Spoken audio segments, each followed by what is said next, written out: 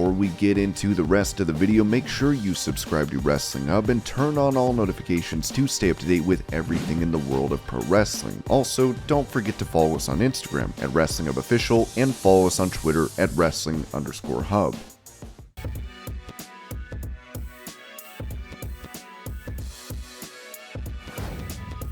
The undefeated TBS champion Jade Cargill has been on a roll in AEW, talking Busted Open Radio about why WWE was not able to sign her. Mark Henry said, "I made that offer to WWE, but they didn't want to relinquish enough control. You know, there was financial considerations and all of that stuff that is personal information. But I knew people over there in AEW, and I was on Team Jade, so I was like, listen, I've got somebody for y'all if y'all want her. This is what's necessary." And boom, they picked her up.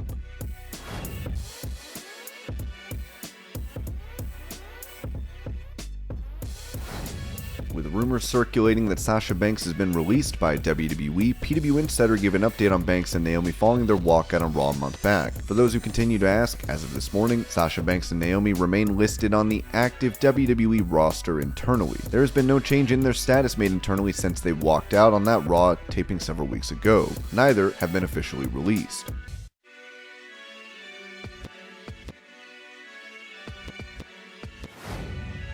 With many fans believing that former WWE star Bray Wyatt's Fiend character lost most of its momentum at Super Showdown in 2020 where they lost to Goldberg, Eric Bischoff defended this decision by the company, saying this was done to give the fans in Saudi what they wanted. "I can give you about 39,999,000 reasons why this was a decent idea. It was all about business. $40 million. And I know what wrestling fans are thinking. Oh my god, it's all about the money. Yes, ladies and gentlemen, it's all about the money. You're going to give the customer what the customer wants for $40 million. You're the chairman of the board of a publicly held company. You're going to have to answer to your shareholders because you turned down $40 million because you didn't want a character to lose? $40 million? That's a class action lawsuit. You got to do what you got to do. If a character's strong, and Bray was, that loss isn't going to matter. A strong character can take a loss. Now granted, that character is a very unique one. Had to be handled in a very unique way, but it could have been possible to do it. Let's assume that loss to Bill Goldberg for the sake of argument in Saudi absolutely caused Bray Wyatt to hit a roadblock. Brick wall, boom, crash. Does that cost you more than $40 million?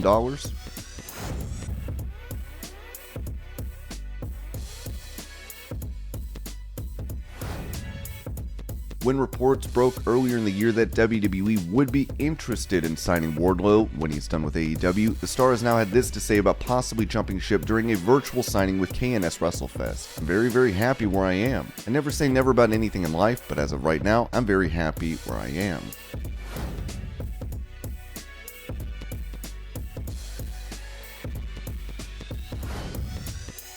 With the Dark Order, Stu Grayson, and now Alan Angels being quietly released by AEW, fans have gone on social media to react to the company seemingly dismantling the group. We all make jokes about WWE wishing people best on their future endeavors, but at least we know what's happening. People just disappearing is worse, especially for a well-loved organic team like the Dark Order. I've been so excited about a lot of AEW's big signings, but it really hurts to see what's happening to the Dark Order. They were the heart and soul of the Daily's Place era, and I really feel like TK dropped the ball on these guys. A very rare misstep in AEW's brief history. They really ran out of use for Dark Order. They're dropping like flies. Just rebrand the remaining guys at this point. Alan Angels is still on the AEW roster page, and he hasn't said if he's gone from the company, so I'm gonna hold off on my full thoughts for now. But if AEW were continuing to lose members of the Dark Order, one of the hottest acts in the company last year, this screams incompetence. Dark Order should have been something big, like literally. After Hangman won, they didn't know what to do with him anymore. It's looking like Alan Angels is gone or leaving AEW. It's a shame what has happened to the Dark Order in the last year.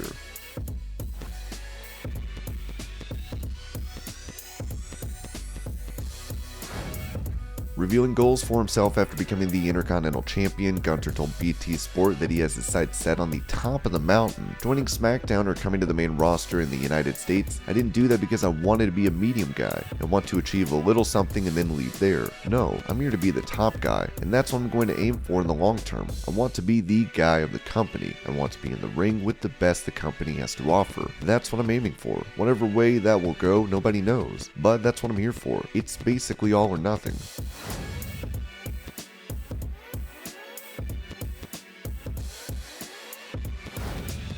On the CEO Gaming Twitch channel, former AEW champion Kenny Omega spoke about storytelling in wrestling and how it's easier than ever to ignore. That is why I was confident doing everything throughout the Hangman story. That was a story about human lives. I feel as wrestling has progressed, it's become less about those, a lot. If we just become physical vessels that are supposed to throw each other at the wall until everyone goes kersplat and don't get up again, that's the kind of wrestling I can't do anymore. And when I have to know that it's time to pack it in, we're going there already, and there are people trying to convince you that those are the best matches and 5-star matches. We have to be careful. It's not to say it isn't possible. I just feel this entire generation is gearing towards that one side of things. Now that the athlete in wrestling is of a higher level and there's less emphasis on character and physical presence, as difficult as it is to be that athletic daredevil in the ring, we have so many gifted and natural athletes that it actually is the easier route. Peak satisfaction for a lot of fans is when they do get those storylines and when those storylines pay off. Maybe some fans have forgotten about that, but I would like to have the chance to remind them when I come back while hopefully still being able to deliver in the ring.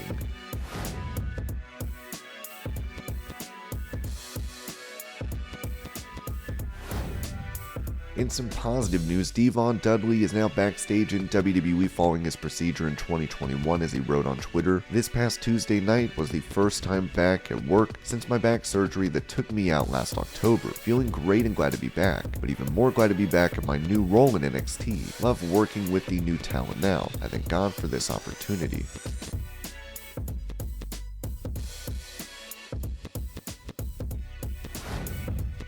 Sticking with the Raw Women's Champion, she brought up her match against Sasha Banks at Mania, where she avoided saying her name during an interview with Sports Illustrated. When I had the main event of WrestleMania at WrestleMania 37, I was the first black woman to main event WrestleMania that night. It was recognized, and I wanted to be a part of it because we're not just WWE superstars, we are wrestlers, actors, we are icons. Belair also talked about her husband Montez Ford, saying right now he's in a tag team. He's one half of the tag team, the Street Profits, and they're doing amazing right now. Angelo Dawkins is his tag team partner. He's part of the fam. We were all fam together, we travel together. But I know my husband, and he has a lot of potential. And when you get somebody like The Rock to get behind you and say that they see that in him, it's just inevitable. It's not a matter of if, it's just a matter of when. I see it. Everybody else sees it. The Rock sees it. I'm putting it out there. My husband's going to be the next biggest thing in WWE in the future.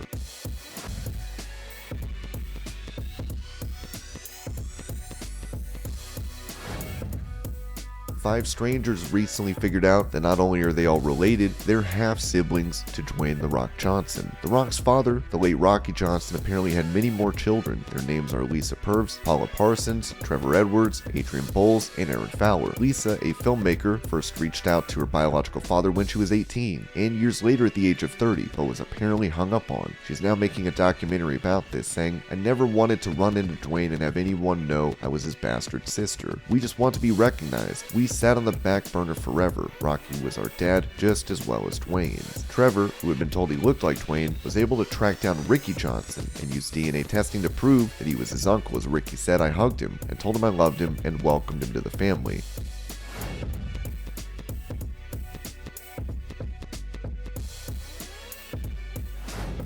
With WWE announcing that Logan Paul has signed a contract with them, Ariel Helwani noted some of these specifics on Twitter, saying it's going to include him possibly returning against Miz at SummerSlam next month, as he's also set to make appearances for premium live events this and next year.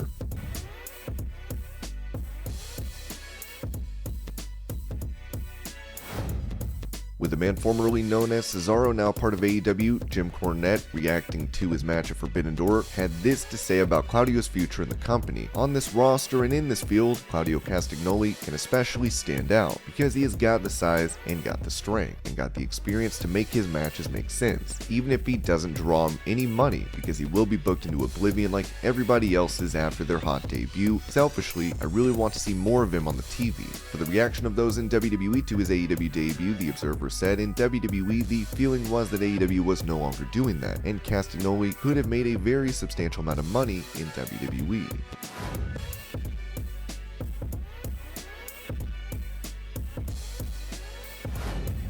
Speaking of a potential match between Theory and Cena, WWE could be holding off on this bout, with it said on the Wrestling Observer newsletter. At one point the idea was John Cena versus Theory, and there was a tease on television this week. However, Cena is not announced for any future TV dates, and given how many tickets he moved in Laredo, if he was announced for a show, he'd move more tickets right now than anyone except Dwayne Johnson. So it makes no sense not to advertise him, but they wouldn't do such a match without more of an angle. So the match, which is clearly a direction, may also be delayed for WrestleMania.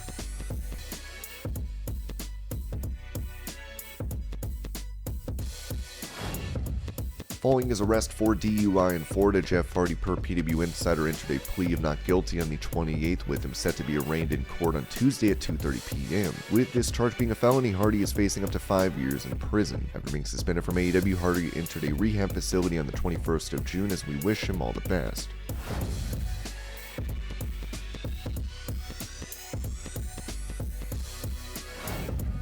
Io Shirai has been out of action with an injury since April, but while she was expected to return soon, the Wrestling Observer said Io Shirai has not signed her newest contract offer. She will be a free agent next month if she doesn't sign her new deal. She had told people in Japan that when her contract was up, she wanted to return to Japan and be closer with her family. Unlike with Kairi Sane, who had to wait until the end of her contract because she left mid-contract and agreed to work as a WWE rep in Japan so she could move back home, Shirai would be free and clear. There is no expectation in Stardom that she will definitely return at that point, but legally she could.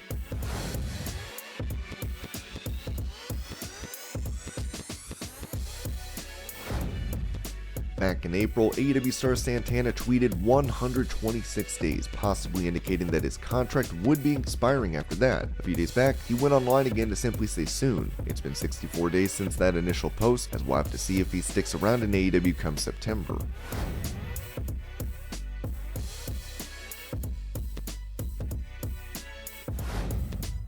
While there is still no confirmation from WWE's side regarding the supposed release of Sasha Banks, the Observer noted an interesting development from the company side. There have been reports of Banks being released over the past week plus. WWE has not confirmed the release, and she is still listed on the website. Talent doesn't know, and those I've asked said it's long past something anyone talks or cares about because every day there is something new. Banks was also recently spotted hanging out with Bayley at Disney World.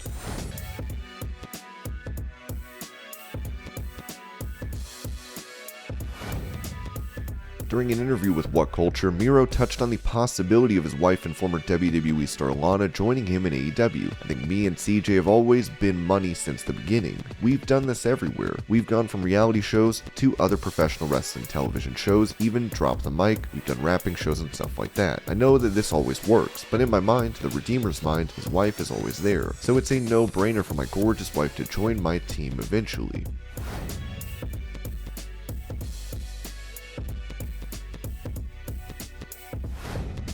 On the Masked Man show, AEW President Tony Khan talked about the physical transformation of Chris Jericho, where he mentioned the star returned to action after dealing with a blood clot. At the end of last year, it's crazy to think that Chris Jericho was out with a blood clot, was actually stuck in England, and couldn't fly back. It ended up being the best thing that's ever happened in Chris's career, and one of the best things that happened to AEW because Chris came back better than ever, looking better than ever, lost 31 pounds, and looks 5 or 6 years ago when Chris was really in peak shape. Now he's back in that shape. We've never seen this Jericho in AEW, which is scary because he's been in so many of our biggest moments and was our first champion. He's probably as strong a wrestler as we've ever had in AEW, and he's better than ever right now.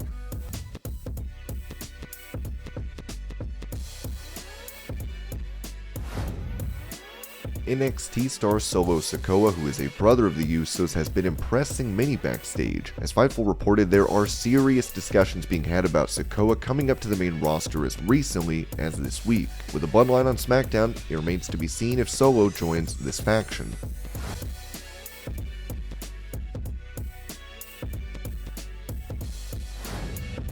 In an update on the DUI manslaughter case against former WWE star Tammy Sytch, PW Insider has reported that Sunny is in need of a public defender, given her attorney requested to withdraw from legal proceedings. Sytch filed a petition with Volusia County Court in Florida on June 30th, seeking to be given criminal indignant status, meaning that since she is without sufficient income to afford a lawyer for defense in her criminal case, she is requesting public defender to assist her in her DUI-related criminal case. In her petition seeking a public defender, Sytch stated that she has 2 $2,500 in bank accounts, has zero income, and has total liabilities and debts totaling $28,000. There is no word if those debts would include the fees and penalties she owes to courts in Pennsylvania and New Jersey. Sitch had been running an OnlyFans page at the time of her arrest.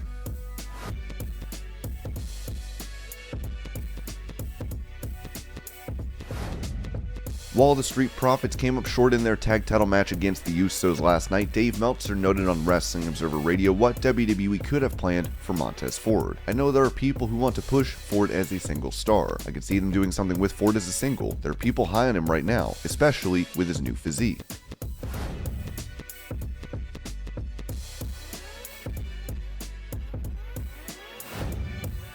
After winning the Money in the Bank contract and cashing in on Ronda Rousey to become SmackDown Women's Champion last night, Liv Morgan reacted to her win saying, "This is like the feeling I've been searching for my whole life. This is all I've ever, oh my gosh, this is all I've ever wanted. This is all I've ever wanted since I was a little girl, and I literally can't believe I have it. It was amazing. It was everything. I did this for the WWE fans. I did this for you guys. You guys believe in me so much. I wanted to give you something to believe in. We did it. We're champions. We did it. Oh my gosh. Oh my gosh. Thank you." Revealing plans for Liv Morgan, the Wrestling Observer said, "The fans won't be happy with Liv losing the title at SummerSlam, but I don't think the idea is to go with Ronda as a heel, because Charlotte Flair is going to be your opponent when she comes back."